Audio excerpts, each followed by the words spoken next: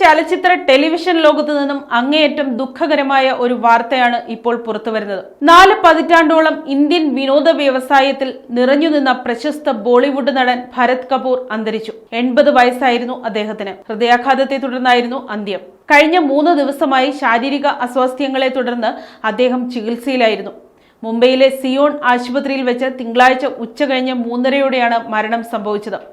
തിങ്കളാഴ്ച വൈകുന്നേരം തന്നെ ആശുപത്രിക്ക് സമീപമുള്ള ശ്മശാനത്തിൽ അദ്ദേഹത്തിന്റെ അന്ത്യകർമ്മങ്ങൾ പൂർത്തിയാക്കി. ഹിന്ദി സിനിമയിലും മിനി സ്ക്രീനിലും സുപരിചിതമായ മുഖമായിരുന്നു ഭരത് കപൂറിന്റേത്. 1979-ൽ പുറത്തിറങ്ങിയ സൂരി, റാം ബൽറാം, ലവ് സ്റ്റോറി, ബസാർ, കൂടാതെ 2004-ൽ പുറത്തിറങ്ങിയ Meenakshi, A tale of 3 seats എന്നിവയടക്കം നിരവധി ശ്രദ്ധേയമായ സിനിമകളിൽ അദ്ദേഹം തന്റേതായ വ്യക്തിമുദ്ര പതിപ്പിച്ചു. സിനിമകൾക്ക് പുറമെ അമാനത്ത്, സാൻസ്, താര, ചുനൌദി തുടങ്ങിയ ജനപ്രിയ പരമ്പരകളിലൂടെ ടെലിവിഷൻ പ്രേക്ഷകർക്കും അദ്ദേഹം പ്രിയങ്കരനായിരുന്നു. അന്തരിച്ച നടനോടുള്ള ആദരസൂചകമായി ഏപ്രിൽ 30-ന് വൈകുന്നേരം 5 മണിക്കും 7 മണിക്കുമിടയിൽ നോർത്ത് ബോംബെ അസോസിയേഷനിൽ പ്രത്യേക പ്രാർത്ഥനായോഗം സംഘടിപ്പിച്ചിട്ടുണ്ട്. ബോളിവുഡിന് എന്നെന്നും ഓർത്തിരിക്കാൻ ഒരുപിടി മികച്ച കഥാപാത്രങ്ങളെ സമ്മാനിച്ചാണ് ഭരത് കപൂർ വിടവാങ്ങുന്നത്. News desk, Kottarakkara media.